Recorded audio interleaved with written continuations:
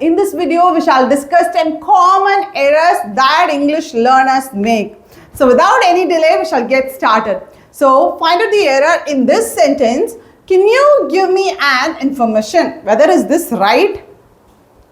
So consider எந்த மாதிரியான uncountable noun இருந்தாலும், for example, 1 water, 2 water போட முடியுமா? முடியாது. Water, sugar, salt. So similarly பார்த்தீங்க அப்படின்னா இந்த மாதிரியான uncountable nouns, uncountable-னால அதை கவுண்ட் பண்ண முடியாது. கவுண்ட் பண்ண முடியாதுன்னா I can't place numbers before it. For example, 1 water, 2 waters, 3 waters. சொல்ல முடியாதா? சொல்ல முடியுமா? No, என்னால் சொல்ல முடியாது. Similarly, information, advice, furniture, luggage, baggage. So these come under uncountable noun category.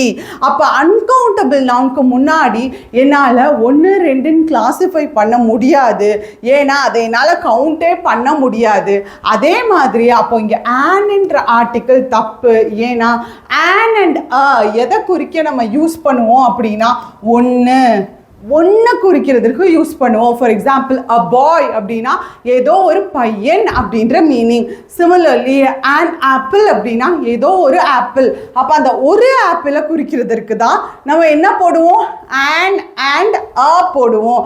அப்போ we can't use an and a before uncountable noun category. So information come under uncountable noun category. அதனால என்னால் போட முடியாது. a water, a salt, a sugar சொல்ல முடியாது. தப்பு. So இதை நல்லா ஞாபகம் வச்சுக்கோங்க. We can't place articles and before எதுக்கு முன்னாடி uncountable nounக்கு முன்னாடி place பண்ணவே முடியாது. Any form of uncountable for noun. For example, an honesty abstract noun கீழே வரும். அப்போ abstract nounனா என்னால் அதை தொட முடியாது. I can just feel that. Our knowledge, our knowledgeable person அப்படின்னு சொல்கிறோம் இல்லையா? அப்போ அந்த knowledge ஃபீல் தான் பண்ண முடியும். அப்போ our knowledge சொல்ல முடியாது. ஸோ இது எல்லாமே uncountable nouns கேட்டகரி கூட வருது. இதுக்கு முன்னாடி ஒன்றுன்னு போட்டு என்னால் கிளாஸிஃபை பண்ண முடியாது. ஸோ இதுக்கு singular form and plural form கிடையாது. இன்ஃபர்மேஷன் தான், இன்ஃபர்மேஷன் கிடையாது. இன்ஃபர்மேஷன் இதை சொல்லணும்னா பீஸ் ஆஃப் இன்ஃபர்மேஷன் அப்படின்னு வேணால் சொல்லலாம். Similarly informations, advices, waters, sugars அது தவறு. ஏன்னா அது ஒன்றுன்னே சொல்ல முடியாது. அப்போ எப்படி ரெண்டுன்னு சொன்னாதான் ப்ளூரல் ஃபார்ம் எஸ்ஓ இஎஸ்ஓ நான் சேர்ப்பேன். ஃபார் எக்ஸாம்பிள், பாய்ன்னு ஒரு சிங்குலர் ஃபார்ம் இருந்தால் தான் 2 பாய்ஸ்ன்னு போடுவேன். அப்போ நான் ஆல்ரெடி சொல்லிட்டேன் இதுக்கு சிங்குலர் ஃபார்மே இல்லை. அப்புறம் எப்படி ப்ளூரல் ஃபார்ம் வர முடியும்? ஸோ இதை பார்த்தீங்க அப்படி. ஸோ அதே மாதிரி பார்த்தீங்க அப்படின்னா இன்ஃபர்மேஷன் அப்படின்றத நான் அன்கவுண்டபிள் கேட்டகரி, அது 1, 2னே பிரிக்க முடியாது. அப்போ அதே மாதிரி என்னால் அதுக்கு முன்னாடி ஒன்றுனே போட முடியாது. நான் எப்படி 2, 3ன்னுலாம் போடுவேன்? 2 waters, 3 watersன்னு போடுவேன். So that's wrong. Okay, so we can't place and before uncountable nouns, right? So coming to the next one, I have visited Canada last weekend. So what is the error here? Actually, I have told so many times. If you want my verb tense video, I placed in description. So if you want, you do check it out. So adila pathinga appadina I clearly explained about all the tenses. So na தெளிவா நான் சொல்லியிருந்திருப்பேன். என்ன அப்படின்னு பார்த்தீங்கன்னா, whenever adverb of time comes in a sentence, adverb of time na past time, adverb of past time, last weekend, last year, last week, last day, day before yesterday. So in the madri, last century, 1990, 95, whatever might be the adverb of past time. So என்ன வந்திருந்தாலும் அது கூட வர verb form, it should be simple past. Simple past. I visited Canada last weekend தான். Okay, என்ன மாதிரியான past adverb of time வந்தாலும் சரி, அது கூட வரப்போ you have to use simple past verb form, right? Yes. So coming to the next one, the woman which works here is from India. So what is the error? So you would have find out yes actually பார்த்தீங்க அப்படின்னா தி women இவங்க தானே subject அப்படின்றவங்க யாரு? S ஒரு sentence இருக்கு அப்படின்னா அந்த சென்டென்ஸில் நான் யாரை பற்றி whom or what am I going to speak about in a particular sentence? யாரை பற்றி இல்லை எதை பற்றி நான் பேச போகிறேனோ ஒரு சென்டென்ஸில் அவங்க தான் சப்ஜெக்ட் அப்படின்றவங்க. அப்போ இங்கே யாரை பற்றி பேசியிருக்கேன்? Spoken about women over here. அப்போ சப்ஜெக்ட்ன்றவங்க லிவிங் பீயிங் சப்ஜெக்ட் பிளேஸ்ல வரக்கூடிய ஒரு நவுன் லிவிங் திங்ஸா இருந்தாங்கன்னா சப்ஜெக்ட் பிளேஸ்ல வரக்கூடிய அந்த நவுனை குறிக்கக்கூடிய ரிலேட்டிவ் ப்ரொனவுன் இது என்ன கேட்டகரி கீழே வரும்னா இந்த which that who whom whose இது எல்லாமே ரிலேட்டிவ் ப்ரொனவுன் அப்படின்ற கேட்டகரி கீழே வரும். ஸோ இதை பற்றி நான் டீட்டெயில்டாக வீடியோவும் போடுறேன்.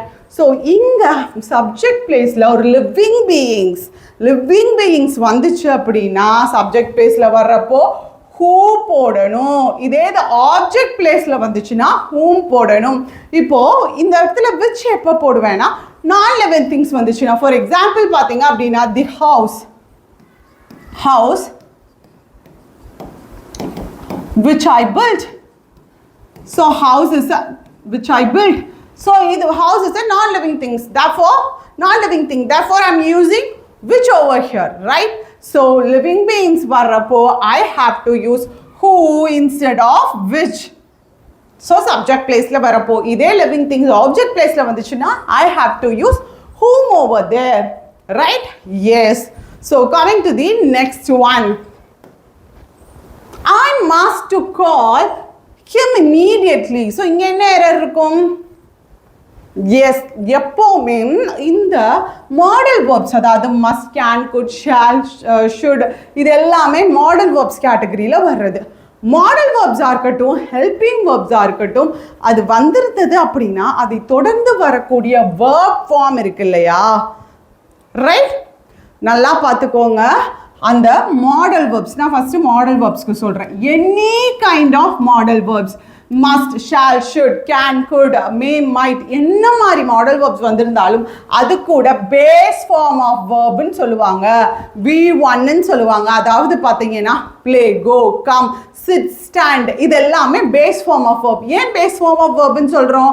ஃபார் எக்ஸாம்பிள் பார்த்தீங்க அப்படின்னா சிட் அப்படின்ற வேர்ட், ஃபார் எக்ஸாம்பிள் பார்த்தீங்க அப்படின்னா கோ அப்படின்ற ஒரு வேர்ப் எடுத்துக்கோங்களேன். இந்த கோ அப்படின்ற வேர்ப் என்னவா இருக்கு? பேஸ் ஃபார்மா இருக்கு, V1 இருக்கு. இதோட V2 ஃபார்ம் பார்த்தீங்க அப்படின்னா went. இதோட V3 ஃபார்ம் என்ன அப்படின்னு பார்த்தீங்கன்னா gone. இதே மாதிரி V4 V5 இதை வேர்பில் நான் நல்லா எக்ஸ்பிளைன் பண்ணியிருக்கேன். ஸோ வேர்போட லிங்க் டிஸ்கிரிப்ஷனில் கொடுத்துருக்கேன், செக் பண்ணிக்கோங்க. ஸோ இந்த மாதிரி வேர்ப்ஸ் வந்து உருமாறும் according to the tense. So எந்த காலகட்டத்தை பொறுத்து. அப்போது இங்கே பார்த்தீங்க அப்படின்னா மாடல் வேர்ப்ஸ் வர்றப்போ எப்போவுமே இந்த V1 தான் வரும், பேஸ் ஃபார்ம் ஆஃப் வேர்ப் தான் வரும். You must go there, you must come, you must sit, you should sit, you should stand, you should take this. So அதே மாதிரி you can come, you could come, it might rain. So whatever might be the verb form should be in base form. So whenever it is accompanied with modal verbs, right? So அதுதான் இந்த இடத்துல error. To call கிடையாது, verb form base form அப்படியே வரும். Every student likes the teacher. So இங்கே என்ன error இருக்க முடியும்? Actually every and each பொறுத்த வரைக்கும் whenever I'm using every in a sentence, I'm addressing the particular group as a class தான் நான் address பண்றேன். On the whole I'm addressing them as a class, I'm addressing them as a one unit, right? So இதே மாதிரி each பொறுத்த வரைக்கும் it is an individualistic approach அப்படின்னு சொல்லுவாங்க. So I'm addressing each and every particular person individually. So இந்த ரெண்டு கேசஸ்லையுமே எடுத்துக்கிட்டிங்கன்னா here I'm not pinpointing, I'm not highlighting each and every person just I'm addressing them as a unit, one particular unit. அப்போ அந்த particular noun இதை ஒரு single class நான் address பண்றதுனால அது கூட யூஸ் பண்ற நவுனும் பார்த்தீங்கன்னா சிங்குலரா தான் இருக்கணும். அண்ட் சிமிலர்லி பார்த்தீங்க அப்படின்னா அது கூட வர்ற வேர்பும் இந்த பர்டிகுலர் சிங்குலர் நவுன்கான வேர்பா தான் இருக்கணும். So likes, every student likes தி டீச்சர் அப்படின்னு சொல்லி இருக்கணும். சிமிலர்லி இங்கே ஈச் வந்தாலும் ஈச் பொறுத்த வரைக்கும் அங்கே இருக்கிற ஒவ்வொருத்தரையுமே ஒவ்வொரு பர்டிகுலர் பர்சனையுமே நான் அட்ரஸ் பண்ணுறேன். அப்போ அந்த ஒருத்தருக்கான நவுன், அப்போ ஈச் ஸ்டூடெண்ட் அந்த இடத்துலையும் ஸ்டூடெண்ட் அப்படின்றது சிங்குலர் நவுன். ஸோ அதுக்கான வேர்ப் லைக்ஸ் அப்படின்னு சொல்லி போடணும். Right? So coming to the next one. Although it was raining, but we had the picnic. Actually, this is the major blunder that many of us make. So என்ன அப்படின்னு பார்த்தீங்கன்னா இங்க although cut பண்ணிட்டு சென்டென்ஸை பாருங்க. It was raining, but we had the picnic. மழை பெஞ்சது ஆனால் நாங்கள் பிக்னிக்கு போனோம். ஓகே, ஸோ இங்கே பட் அப்படின்றது எதை குறிக்குது? ஆனால் அப்படின்ற வார்த்தையை குறிக்குது. ஓகே, ஆனால் அப்படின்ற வார்த்தையை குறிக்குது. ரைட்? சிமிலர்லி இப்போ ஜஸ்ட் ரிமூவ் தி பட் எடுத்துருங்க, although வச்சு பாருங்க. Although it was raining, we had the picnic. மழை பெய்தாலும் கூட நாங்கள் பிக்னிக்கு போனோம். அப்போ these although and but are called conjunctions. Conjunctions அப்படின்றது என்னன்னா ரெண்டு வேர்ட்ஸையோ ரெண்டு சென்டென்சஸையோ ரெண்டு கிளாஸஸையோ இந்த மாதிரி கனெக்ட் பண்ணுறதுக்கு யூஸ் பண்ணக்கூடிய வேர்ட்ஸை தான் கன்ஜங்ஷன்ஸ் அப்படின்னு சொல்லுவோம். அப்போ இங்க ஆல்தோனாலும் பட்னாலும் எனக்கு ரெண்டு கன்ஜங்ஷனையுமே பார்த்தீங்க அப்படின்னா இந்த இடத்துல யூஸ் பண்ணணுன்ற அவசியம் இல்லை. ஏன்னா ஒரு கன்ஜங்ஷன் இருந்துச்சுனாலே சென்டென்ஸோட மீனிங் கிளியரா இருக்கு. I can get the essence of the statement with only one conjunction. So there is no need for the second conjunction over there. So எனக்கு ரெண்டு கன்ஜங்ஷன் தேவையில்லை. ஒன்று although வச்சு போடலாம், ஆர் அதர்வைஸ் பட் வச்சு போடலாம். Right? So next one, I didn't meet nobody. Actually, this is also the major mistake that many of us make. என்ன அப்படின்னு பார்த்தீங்கன்னா இந்த didn't அப்படின்றது என்னது? Negative helping verb. did not ஓட கான்ட்ராடிக்ஷன் தான் didn't அப்படின்றது. ஸோ இந்த நெகட்டிவ் ஹெல்பிங் வேர்ப் கூட வர்றப்போ அட்ஜெக்டிவ், நவுன், ஸோ இங்கே வர்றப்போ பார்த்தீங்க அப்படின்னா இங்கே நோபடி எப்போவுமே யூஸ் பண்ணக்கூடாது. ஏன்னா இங்கே எதை மீன் பண்ணுறாங்க? நான் யாரையும் சந்திக்கலை. அப்போ யாரையும் அப்படின்றதற்கான வேர்ட் எனிபடி. ஏன்னா நோபடின்றது பொறுத்த வரைக்கும் யாரும் இல்லை, ஒருத்தரும் இல்லை. அப்போ நான் சந்திக்கலை, ஒருத்தரும் இல்லை அப்படின்றப்ப the sentence doesn't give the complete sense over there. So எப்போல்லாம் என் நெகட்டிவ் ஹெல்பிங் வேர்ப் வருதோ அப்போல்லாம் நெகட்டிவ் இன்னொரு நெகட்டிவ் நவுன் ஒரு negative determiner negative adjective use பண்ணக்கூடாது.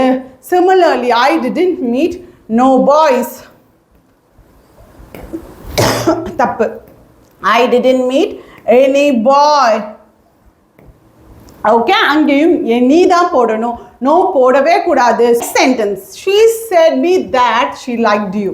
இங்கே என்ன அப்படின்னு பார்த்தீங்கன்னா said வந்துருந்துச்சுன்னா said versus toldக்கான டிஃப்ரென்ஸ் நான் போட்டிருக்கேன். அதுக்கான லிங்க் டிஸ்கிரிப்ஷனில் கொடுக்குறேன், செக் பண்ணிக்கோங்க. இருந்தாலும் இங்கேயும் நான் உங்களுக்கு எக்ஸ்பிளைன் பண்ணுறேன். So said, whenever said comes in a sentence, I highlight the thing what I mention in the particular statement. நான் எதை ஹைலைட் பண்ணுறேன் அப்படின்னா நான் எதை சொல்ல விரும்புகிறேனோ அந்த விஷயத்தை ஹைலைட் பண்ணுறேன். Okay, she said hello. என்ன சொல்கிறேனோ அந்த விஷயத்தை ஹைலைட் பண்ணுறேன். she said hello to me. அதுக்கப்புறம் தான் யாரிடம் சொன்னேன்றதை ஹைலைட் பண்ணுறேன். பட் டோல்டு பொறுத்த வரைக்கும் பார்த்தீங்கன்னா ஃபஸ்ட்டு யாரிடம் சொன்னோன்றது வரும், அதுக்கு அடுத்ததான் என்ன நடந்ததுன்றது வரும். என்ன நடந்ததுன்ற விஷயத்த சொல்லணும். இதை எப்படி ஞாபகம் வச்சுக்கிறீங்க அப்படின்னா எஸ்டின்னு ஞாபகம் வச்சுக்கலாம். ஃபார் எக்ஸாம்பிள் எஸ்ன்றது பொறுத்த வரைக்கும் ஃபஸ்ட்டு வரும். அப்போ ஃபஸ்ட்டு எஸ் வந்துச்சு அப்படின்னா அங்கே என்ன விஷயம் சொல்கிறேனோ அது ஃபஸ்ட்டு வரும்.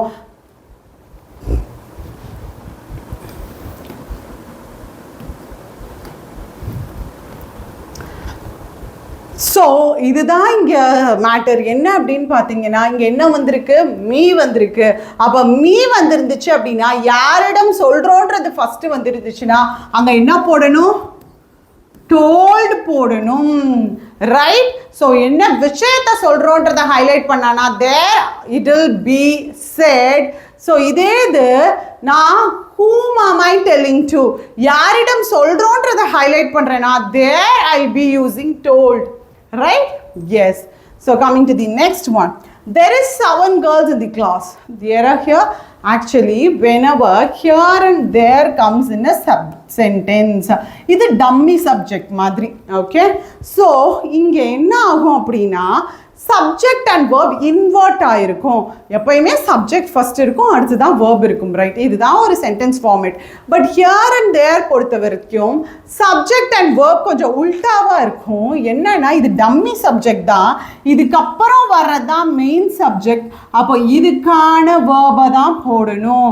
அப்போ here is 7 girls are 7 girls ன்றது என்னது, plural. அப்ப plural நான் இங்க என்ன போடணும், there are 7 girls, there are several chocolates, there are some boys.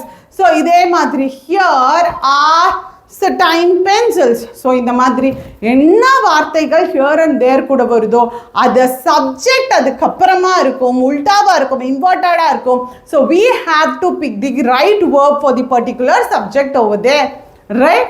yes. அப்போ இங்கே இஸ் வராது, ஆர் வரும். How much people were there at the party? So இங்கே பார்த்தீங்கன்னா நல்லா பார்த்துக்கோங்க, பீப்புள்ன்றது என்னது, கவுண்டபிள் நவுன். ஏன் கவுண்டபிள்? பர்சன்ஸோட ப்ளூரல் தான் பீப்புள் அப்படின்னு நம்ம சொல்லுவோம், ரைட்? அதாவது சாரி, பர்சனோட ப்ளூரல். ஓகே, பர்சன்ஸ் நம்ம சொல்லுவோம், இல்லை குரூப்பாக நம்ம சொல்கிறப்போ அவங்கள பீப்புள்னு நம்ம அட்ரஸ் பண்ணுவோம்.